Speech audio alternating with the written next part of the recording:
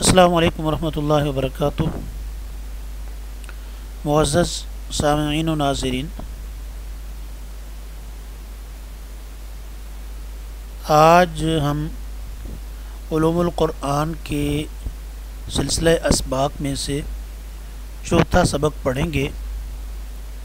یہ چوتھا سبق شان نزول کے بارے میں ہے۔ شان نزول، شان کا معنی ہے حالت، شان نزول نزول کی حالت یا نزول کے حالات۔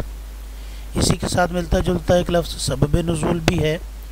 سبب کا معنی وجہ، سبب نزول کسی آیت کے اترنے کی وجہ، اور یہ بالکل وہی چیز ہے جس کو آپ اردو میں پس منظر کے لفظ کے ساتھ ذکر کرتے ہیں۔ پس منظر، انگلش میں اس کو کہتے ہیں بیک گراؤنڈ۔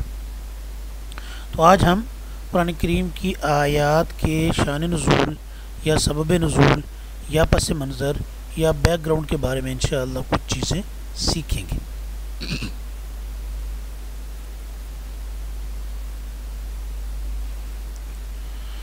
قرآن کریم کی جو آیات ہیں وہ دو طرح کی ہیں۔ ایک طرح کی آیات تو وہ ہیں جو اللہ تبارک و تعالیٰ نے از خود نازل فرمائی ہیں، کسی خاص سبب یا وجہ سے وہ نازل نہیں ہوئی۔ مثلا انبیاء علیہم السلام کے قصے، مستقبل کے واقعات، قیامت کا منظر کھینچا گیا، عذاب کے ذکر والی آیتیں، ثواب کے ذکر والی آیتیں۔ قرآن مجید کا جو زیادہ تر حصہ ہے وہ انہی آیات پر مشتمل۔ مثلا اللہ تبارک و تعالیٰ کا ارشاد ہے، منہم من عاہد اللہ لئن آتانا من فضلہ لنصدقن ولنکونن من الصالحین، کہ ان میں سے کچھ لوگ وہ تھے جنہوں نے اللہ سے وعدہ کیا تھا کہ اگر اللہ تبارک و تعالی ہمیں اپنے فضل میں سے عطا کرے تو ہم ضرور صدقہ کریں گے اور نیکوکاروں میں سے ہو جائیں گے۔ لیکن پھر جب اللہ کا فضل ان پہ ہوا، ان کو مال ملا، تو وہ صدقہ کرنے سے مکر گئے۔ تو یہ آیت کچھ منافقین کی حالات بیان کرنے کے لیے شروع میں نازل ہوئی۔ بہرحال تو یہ ایک طرح کی آیات ہیں۔ دوسری قسم کی وہ آیات ہیں جن کے نازل ہونے کی کوئی خاص وجہ تھی، کسی خاص واقعے کے تحت یا کسی خاص پس منظر میں وہ نازل ہوئیں۔ یہ دوسری قسم کی آیات ہیں۔ مثلا قرآن کریم کے اندر جو احکام والی آیات ہیں یا اخلاقیات جن میں سکھائی گئی ہیں، وہ آیات زیادہ تر اسی قسم کی ہیں۔ تو اب آیات کی یہ دو قسمیں سمجھنے کے بعد اب شان نزول یا سبب نزول یا پس منظر یا بیک گراؤنڈ کسی آیت کا، اس کی تعریف سمجھنا ہمارے لیے آسان ہو گیا۔ تعریف میں نے آپ کے سامنے ڈسپلے کر دی ہے۔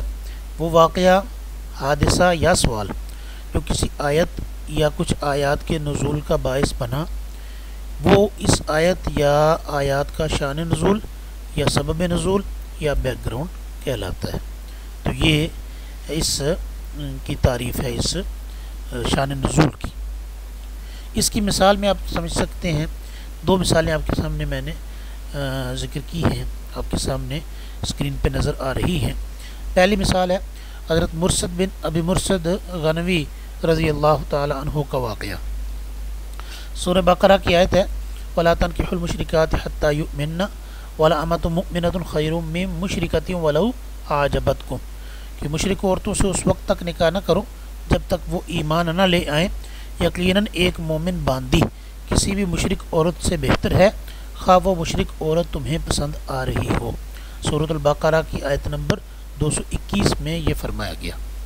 یہ آیت ایک خاص واقعے کے تحت نازل ہوئی۔ زمانہ جاہلیت میں حضرت مرثد بن ابی مرثد غنوی رضی اللہ تعالیٰ عنہ کے ایک عورت سے تعلقات تھے۔ اسلام لانے کے بعد یہ صحابی تو مسلمان ہو گئے، مدینہ چلے آئے، اور وہ عورت مکہ مکرمہ میں رہ گئی۔ ایک مرتبہ کسی کام سے حضرت مرثد رضی اللہ تعالیٰ عنہ مکہ مکرمہ تشریف لے گئے، تو اس عورت نے انہیں گناہ کی دعوت دی۔ حضرت مرثد رضی اللہ تعالیٰ عنہ نے صاف انکار کر کے فرمایا کہ اب اسلام میرے اور تمہارے درمیان رکاوٹ بن چکا ہے، لیکن اگر تم چاہو تو میں نبی کریم صلی اللہ علیہ وسلم سے اجازت لے کر تم سے نکاح کر سکتا ہوں۔ مدینہ طیبہ تشریف لائے، نبی کریم صلی اللہ علیہ وسلم کی خدمت میں حاضر ہوئے اور اجازت چاہی۔ اس وقت تک ابھی یہ واضح نہیں تھا کہ مشرک عورت سے نکاح کیا جا سکتا ہے یا نہیں۔ اجازت مانگی، اپنی پسندیدگی کا اظہار کیا، تو اس پر یہ آیت نازل ہوئی، اور اس آیت میں واضح طور پہ بتا دیا گیا کہ مشرک عورتوں سے نکاح کرنا جائز نہیں ہے۔ تو اب یہ واقعہ جو ہے یہ اس آیت کا شان نزول کہلائے گا یا سبب نزول کہلائے گا۔ ایسی سورۃ البقرہ کی آیت نمبر 189 آپ اپنے سامنے اسکرین پہ دیکھ رہے ہیں۔ اللہ تبارک و تعالیٰ ارشاد فرماتے ہیں یسألونک عن الاہلہ قل ہی مواقیت للناس والحج۔ یسألونک لوگ آپ سے پوچھتے ہیں، عن الاہلہ نئے مہینے کے چاند کے بارے میں، اہلہ ہلال کی جمع ہے، قل آپ کہہ دیجئے ہی وہ چاند، مواقیت للناس وہ لوگوں کے لیے مختلف معاملات کے اور حج کے اوقات متعین کرنے کے لیے ہیں۔ تو اصل میں صحابہ کرام رضوان اللہ علیہم اجمعین نے نبی کریم صلی اللہ علیہ وسلم سے سوال کیا تھا۔ سوال کے دو حصے تھے، ایک حصہ یہ تھا کہ یہ چاند گھٹتا بڑھتا کیسے ہے، دوسرا حصہ یہ تھا کہ اس کے گھٹنے بڑھنے سے کیا فائدہ ہوتا ہے۔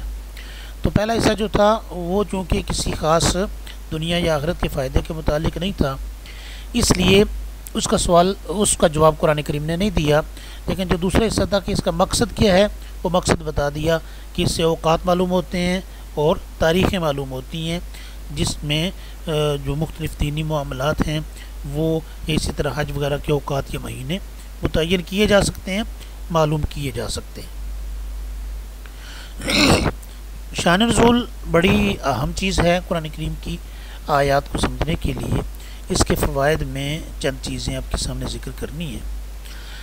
آج کل جیسے جو ہے نا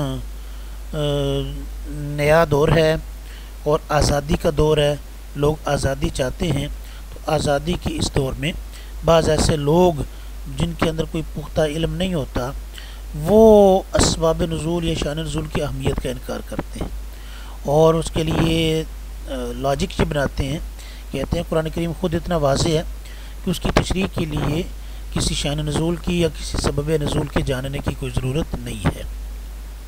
لیکن یہ خیال بالکل غلط ہے، باطل ہے۔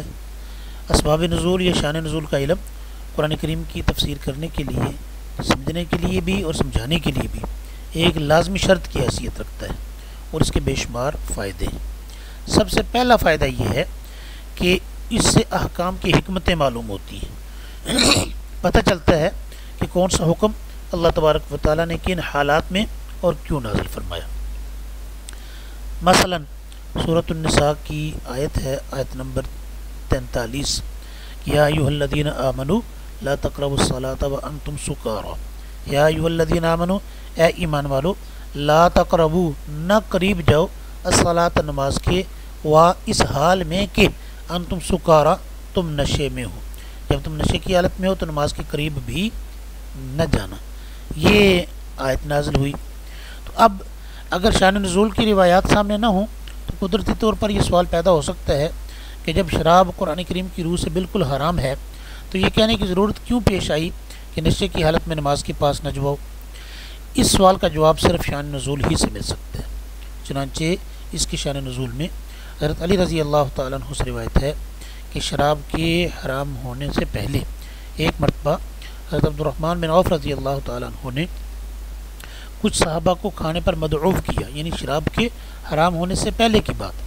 وہاں کھانے کے بعد شراب پی گئی، اسی حالت میں نماز کا وقت آ گیا تو ایک صاحب نے امامت کی اور اس نماز کے دوران نشے کی وجہ سے قرآن کریم کی آیات کی تلاوت میں غلطی کر گئے، تو اس پر یہ آیت نازل ہوئی۔ یعنی اس وقت شراب ابھی حرام نہیں تھی، تو لیکن شراب کی وجہ سے نشہ زیادہ ہو گیا اور آیات کے پڑھنے میں غلطی ہو گئی، تو آیات کے پڑھنے میں غلطی کی وجہ سے فرمایا گیا کہ بھئی اگر شراب پی رکھی ہے تو جب تک نشہ نہ اترے اس وقت تک نماز کے قریب نہ جاؤ۔ تو اس روایت کو سامنے رکھ کے پھر سمجھ آ جاتی ہے کہ شراب اگرچہ حرام ہے لیکن جس وقت یہ آیت اتری اس وقت حرام نہیں تھی، اس وقت صرف اتنا تھا کہ بھئی اگر پی رکھی ہے تو جب تک نشہ نہ اترے نماز کے قریب نہ جاؤ۔ اب یہ بات پوری جب ہمیں سمجھ آئی تو کیسے سمجھ آئی؟ شان نزول کے ذریعے۔ ایسے ہی جو ہے دوسرا آپ ایک اور مثال سمجھیں یا ایک اور فائدہ سمجھیں شان نزول کا، وہ کیا ہے کہ آیات کا مطلب سمجھنے میں غلطی سے حفاظت ہوتی ہے۔ اس کی تفصیل سمجھیں۔ بعض اوقات کسی آیت کا شان نزول سمجھے بغیر اس کا صحیح مطلب سمجھ نہیں آتا۔ اگر سبب نزول سامنے نہ ہو تو انسان آیت کا بالکل غلط مطلب سمجھ سکتا ہے۔ یہ بات چند مثالوں سے واضح ہو گئی۔ مثال کے طور پہ اللہ تبارک و تعالیٰ ارشاد فرماتے ہیں، آپ دیکھ رہے ہیں سورۃ البقرہ کی آیت نمبر 115، وَلِلَّهِ الْمَشْرِقُ وَالْمَغْرِبُ فَأَيْنَمَا تُوَلُّوا فَثَمَّ وَجْهُ اللَّهِ، اور اللہ ہی کا ہے مشرق بھی اور مغرب بھی۔ فَأَيْنَمَا تُوَلُّوا، پس تم جس طرف بھی منہ پھیرو گے، فَثَمَّ وَجْهُ اللَّهِ، وہیں پہ اللہ کی ذات موجود ہے۔ اب اگر اس آیت کا شان نزول آدمی کے سامنے نہ ہو تو آیت سے بظاہر یہ معلوم ہوتا ہے کہ نماز میں کسی خاص سمت کی طرف منہ کرنا ضروری نہیں ہے۔ جب مشرق بھی اللہ کا ہے، مغرب بھی اللہ کا ہے، تو اللہ ہر سمت میں موجود ہے، اس لیے جس طرف بھی منہ کر لیا نماز ہو جائے گی۔ یہ شان نزول کو سامنے رکھے بغیر اگر اس آیت کو پڑھیں تو یہ مطلب سمجھ آتا ہے، حالانکہ یہ مطلب جو ہے واضح طور پہ غلط ہے۔ کیسے؟ اس لیے کہ خود قرآن کریم ہی نے دوسرے مقام پر کعبہ کی طرف رخ کرنے کو ضروری قرار دیا ہے کہ تم جہاں بھی ہو مسجد حرام کی طرف رخ کر لو۔ اب یہ بات سمجھ آ ہی تب سکتی ہے جب شان نزول سامنے ہو۔ وہ کیسے؟ کہ عبداللہ ابن عباس رضی اللہ تعالیٰ عنہ فرماتے ہیں کہ جب مسلمانوں کا قبلہ بیت المقدس سے تبدیل کر کے بیت اللہ کو قبلہ بنایا گیا تو یہودیوں نے اعتراض کیا کہ اس تبدیلی کی کیا وجہ ہے۔ اس پر یہ آیت نازل ہوئی، جس کا خلاصہ یہ ہے کہ ساری سمتیں اللہ کی بنائی ہوئی ہیں اور اللہ ہر طرف موجود ہے، لہٰذا وہ جس طرف بھی رخ کرنے کا حکم دے ادھر رخ کرنا واجب ہے۔ اس میں اپنی سمجھ کو یا اپنے قیاس کو یا اپنے لاجک کو دخل دینے کی کوئی ضرورت نہیں ہے۔ ایسے ہی تیسرا فائدہ شان نزول کی جاننے کا یا شان نزول کو سمجھنے کا تیسرا فائدہ کہ شان نزول سے متعلق الفاظ کا مطلب سمجھنے میں آسانی ہوتی ہے۔ اس کی ڈیٹیل ذرا سمجھ لیں کہ قرآن کریم میں بہت سے مقامات ایسے ہیں جن میں کسی خاص واقعے کی طرف مختصر اشارہ کیا جاتا ہے، اور جب تک وہ واقعہ معلوم نہ ہو ان آیات کا مطلب سمجھنا ممکن نہیں ہوتا۔ مثلا اللہ تبارک و تعالیٰ کا ارشاد ہے، واللائی یئسن من المحیض من نسائکم فإن ارتبتم فعدتہن ثلاثۃ اشہر واللائی لم یحضن۔ یہ ایک آیت ہے جو نازل ہوئی ایک خاص واقعے میں۔ یہ تیسرا فائدہ ہم سمجھ رہے ہیں۔ ایک منٹ، ایک فائدہ تو ہو گیا کہ احکام کی حکمتوں کا علم ہوتا ہے، دوسرا فائدہ یہ ہو گیا کہ آیت کا مطلب سمجھنے میں غلطی سے بچت ہوتی ہے، اور تیسرا فائدہ یہ ہے کہ شان نزول سے متعلق جو الفاظ ہیں ان کا مطلب سمجھنے میں آسانی ہوتی ہے۔ اس کی ڈیٹیل کہ قرآن کریم بعض اوقات ایسے الفاظ استعمال کرتا ہے جن کا شان نزول سے گہرا تعلق ہوتا ہے، اور اگر ان کا صحیح بیک گراؤنڈ اور شان نزول معلوم نہ ہو تو نعوذ باللہ وہ الفاظ بعض دفعہ بے فائدہ اور بعض دفعہ بے جوڑ سے محسوس ہوتے ہیں۔ تو حالانکہ قرآن کریم تو فصیح و بلیغ کلام ہے، اس میں ایسی بے جوڑ چیز تو ممکن نہیں ہوتی۔ جب شان نزول سامنے ہوتا ہے تو پھر سمجھ آتی ہے کہ بھئی یہ بے جوڑ نہیں ہے، یہاں پہ یہ عین اپنی مناسب جگہ پہ ہیں۔ مثلا سورۃ الطلاق میں اللہ تبارک و تعالیٰ کا ارشاد ہے، آیت میں نے آپ کے سامنے پڑھی جس کا مفہوم آپ اپنے سامنے دیکھ رہے ہیں، واللائی، اور وہ عورتیں جو یئسن من المحیض، حیض سے مایوس ہو جائیں، من نسائکم، تمہاری عورتوں میں سے، ان ارتبتم، اگر تمہیں شک ہو، یعنی ان کی عدت کے بارے میں شک ہو کہ ان کی عدت کتنی کیسے شمار ہوگی، فعدتہن، تو ان کی عدت ہے ثلاثۃ اشہر، 3 مہینے، واللائی لم یحضن، اور جن عورتوں کو ابھی حیض آنا شروع ہی نہیں ہوا ان کی عدت بھی یہی 3 مہینے ہی شمار ہوگی۔ تو اس آیت میں یہ الفاظ کہ اگر تم کو شک ہو، جب تک شان نزول سامنے نہ ہو ان الفاظ کا کوئی خاص فائدہ نظر نہیں آتا، یہاں تک کہ بعض ایسے لوگوں نے جو شان نزول کو اہمیت نہیں دیتے انہوں نے ان الفاظ کی وجہ سے یہ کہہ دیا کہ اگر سن رسیدہ عورت جس کی عمر زیادہ ہو چکی ہے، جس کا حیض بند ہو چکا ہے، جس کو آج کے زمان میں مینوپاز کہتے ہیں، اس کو حمل کے بارے میں کوئی شک نہ ہو یعنی اس کو کلیئر ہے کہ مجھے کوئی حمل نہیں ہے، تو اس پر کوئی عدت واجب نہیں ہے، ایسے لوگوں نے کہہ دیا۔ اور آپ نے بہت سے لوگوں کو سے سنا ہوگا کہ جب حیض آنا بند ہو جائے تو اس کے بعد اگر طلاق وغیرہ ہوتی ہے تو عدت گزارنا واجب نہیں ہے، لیکن یہ غلطی ہے۔ اور اس غلطی کی وجہ کیا ہے؟ اس غلطی کی وجہ ان الفاظ کو ٹھیک طرح سے نہ سمجھنا ہے، اور نہ سمجھنے کی وجہ کیا ہے؟ شان نزول کو اہمیت نہ دینا۔ اب اگر شان نزول سمجھیں تو وہ ان الفاظ کی وجہ بتاتا ہے کہ تو ابی بن کعب رضی اللہ تعالیٰ عنہ نبی کریم صلی اللہ علیہ وسلم کے جلیل القدر صحابی ہیں، اس امت کے سب سے بڑے قاری شمار ہوتے ہیں۔ وہ فرماتے ہیں کہ جب سورۃ النساء میں عورتوں کی عدت بیان کی گئی تو میں نے نبی کریم صلی اللہ علیہ وسلم سے عرض کیا کہ یا رسول اللہ صلی اللہ علیہ وسلم، کچھ عورتیں ایسی ہیں جن کی عدت قرآن کریم میں بیان نہیں ہوئی۔ وہ کون سی؟ نمبر 1، وہ چھوٹی بچیاں جنہیں ابھی مینسز آنا سٹارٹ نہیں ہوئے۔ نمبر 2، وہ عمر رسیدہ عورتیں جن کے مینسز بند ہو چکے ہیں۔ نمبر 3، حاملہ عورتیں، ظاہر ان کے بھی ماہانہ مینسز تو نہیں آ رہے ہوتے دوران حمل۔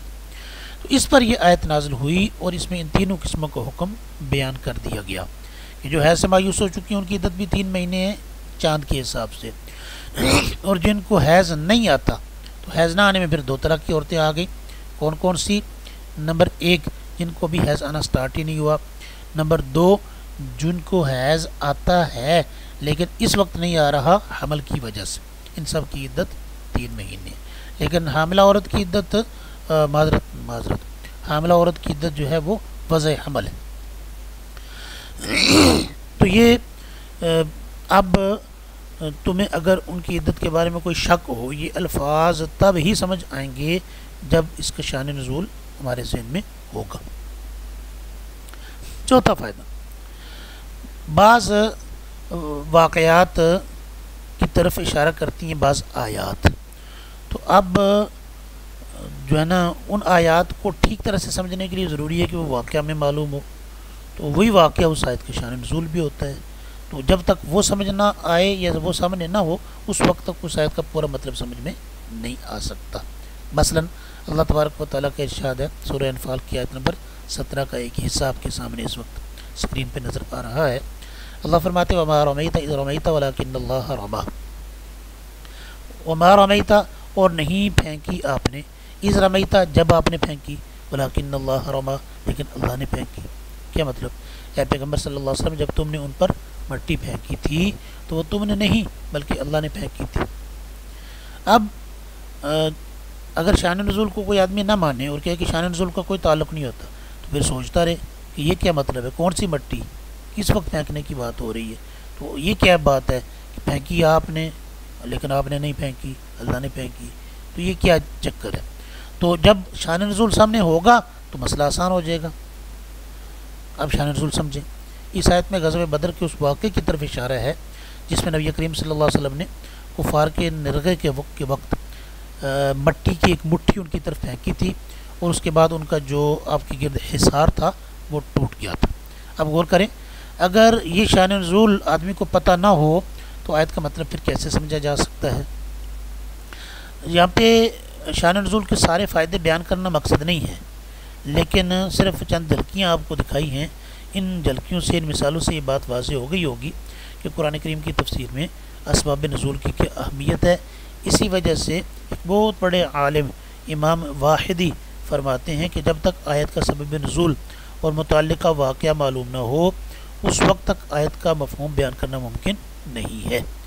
لہٰذا جن لوگوں نے قرآن کریم کی تفسیر کے حوالے سے یا اس معاملے میں شان نزول یا آیات کے بیک گراؤنڈ کو جاننے کی اہمیت سے انکار کیا، وہ یا تو ناواقف ہیں یا پھر ان کے انکار کرنے کی وجہ یہ ہے کہ وہ شان نزول سے آزاد ہو کے قرآن کریم کے مضامین کو اپنی مرضی کا معنی پہنانا چاہتے ہیں اور شان نزول رکاوٹ بنتا ہے، اس لیے وہ شان نزول کی اہمیت کا انکار کرتے ہیں اور عنوان اس کے لیے بڑے اچھے اچھے ڈھونڈ لیتے ہیں کہ قرآن کریم خود واضح ہے تو اس کو سمجھنے کے لیے ہمیں شان نزول کی کیا ضرورت ہے۔ تو یہ خواہ مخواہ یا اپنے آپ کو دھوکہ دینے کی بات ہے یا پھر لوگوں کو دھوکہ دینے کی بات ہے۔ اسباب نزول اور شاہ ولی اللہ رحمۃ اللہ علیہ، شاہ ولی اللہ رحمۃ اللہ علیہ کے حوالے سے بعض لوگوں کو یہ غلط فہمی پائی جاتی ہے ان کے اندر، وہ سمجھتے ہیں کہ شاہ ولی اللہ رحمۃ اللہ علیہ شان نزول کی اہمیت کے قائل نہیں تھے، حالانکہ ایسی بات نہیں ہے۔ اصل بات یہ ہے کہ شاہ ولی اللہ رحمۃ اللہ علیہ نے جو بات لکھی ہے اس سے قطعاً یہ لازم نہیں آتا کہ وہ شان نزول کی اہمیت کے قائل نہیں تھے. وہ بھی شاہ ولی اللہ رحمۃ اللہ علیہ بھی وہی باتیں شان نزول کے بارے میں کہتے یہ سمجھتے ہیں جو جمہور امت کہتی ہے. صرف یہ ہے کہ کچھ چیزیں ایسی ہیں جو شان نزول میں آتی نہیں ہیں, تو شاہ ولی اللہ رحمۃ اللہ نے بس وہ کلیئر کیا کہ یہ شان نزول کے تحت نہیں آتی. مثلا آپ کے سامنے آپ اسکرین پہ دیکھ رہے ہیں کہ بعض دفعہ کسی علم بحث میں کسی صحابی نے کوئی آیت دلیل کے طور پر پیش کر دی, تو اب جس روایت میں یہ بات آئی مفسرین نے جب اس آیت کی تفسیر لکھی تو اس آیت کی تفسیر میں وہ روایت پہ ذکر کر دی, حالانکہ وہ شان نزول تو نہیں ہے. ایسی عبارت مرتبہ نبی کریم صلی اللہ علیہ وسلم نے کسی موقع پہ کسی آیت کو دلیل کے طور پر پیش فرمایا, تو صحابہ کرام مفسرین نے بعد میں جب اس آیت کی تفسیر لکھی تو بعض مفسرین نے وہ روایت جس میں آپ صلی اللہ علیہ وسلم نے اس آیت کو دلیل کے طور پر پیش فرمایا تھا اس روایت کو اس آیت کی تفسیر میں شان نزول کے طور پہ ذکر کر دیا, حالانکہ وہ شان نزول نہیں ہے. اسی طرح بعض دفعہ کسی آیت میں کوئی بات بیان کی گئی اور بعض مرتبہ وہی بات کسی حدیث میں بھی آپ صلی اللہ علیہ وسلم نے ارشاد فرما دی. اب مفسرین نے جب دیکھا دونوں میں ایک طرح کی بات ہے تو انہوں نے وہ روایت اس آیت کی تفسیر کے تحت ذکر کر دی, اب ضروری نہیں کہ وہ شان نزول ہو. ایسی چوتھی بات, بعض مرتبہ مفسرین کوئی روایت صرف یہ بتانے کے لیے ذکر کر دیتے ہیں کہ آیت کس مقام پر نازل ہوئی ہے, تو یہ بھی شان نزول نہیں ہوتا, صرف معمولی مناسبت سے وہ ذکر کر دی جاتی ہے. بعض دفعہ قرآن کریم کچھ لوگوں کا ذکر کرتا ہے یونانی مسلی, یعنی ان کا نام لیے بغیر, تو مفسرین دیکھتے ہیں کہ اس کے ساتھ ان آیات کے متعلق کچھ روایتیں ہیں, تو روایتوں سے اگر ان کا نام معلوم ہوتا ہے تو وہ نام ذکر کر دیتے ہیں. اور بعض مرتبہ کسی روایت سے یہ معلوم ہوتا ہے کہ قرآن کریم کے فلاں لفظ کا صحیح تلفظ کیا ہے, اس روایت میں صرف کسی آیت کے کسی لفظ کا تلفظ بیان ہوا ہوتا ہے, تو اس کو بھی بعض دفعہ شان نزول سمجھ لیا جاتا ہے, تو ظاہر وہ شان نزول تو نہیں ہے. شاہ ولی اللہ رحمۃ اللہ علیہ بھی یہی فرماتے ہیں.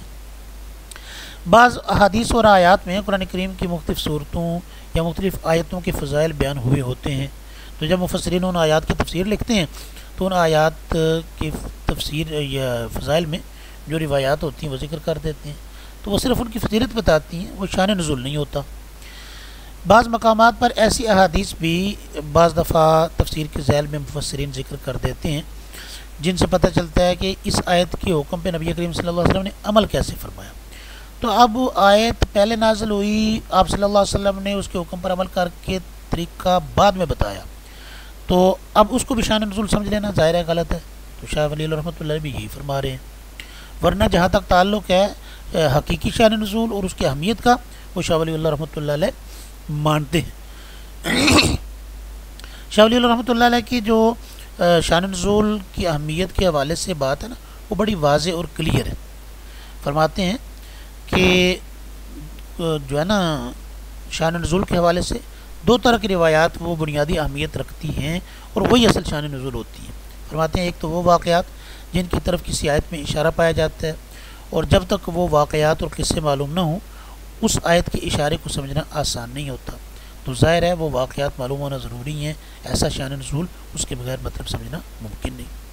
اسی طرح کہتے ہیں دوسرے کسی بھی قصے میں بعض اوقات الفاظ عام ہوتے ہیں لیکن شان نزول سے اس میں تخصیص پیدا ہو جاتی ہے, یعنی ویسے وہ عام ایک کامن بات بیان ہو رہی ہوتی ہے آیت میں, لیکن شان نزول کو سامنے رکھیں تو پتہ چلتا ہے یہ فکس فلاں موقع کے لیے, فلاں جگہ کے لیے, فلاں شخصیت کے لیے. یا بعض دفعہ کسی بات کا یا کسی آیت کا ظاہری مفہوم کچھ اور ہوتا ہے لیکن شان نزول سامنے رکھیں تو کوئی دوسرا مفہوم جو ہے وہ متعین ہو جاتا ہے, وہ کلیئر ہو جاتا ہے. تو ظاہر ہے ایسی روایات کا معلوم ہونا بھی ضروری ہے, اور ایسا شان نزول اس کی اپنی اہمیت ہے. اس جیسی روایات کا علم حاصل کیے بغیر شاہ ولی اللہ رحمۃ اللہ علیہ بھی مانتے ہیں کہ قرآن آیات کو سمجھنا مشکل ہے.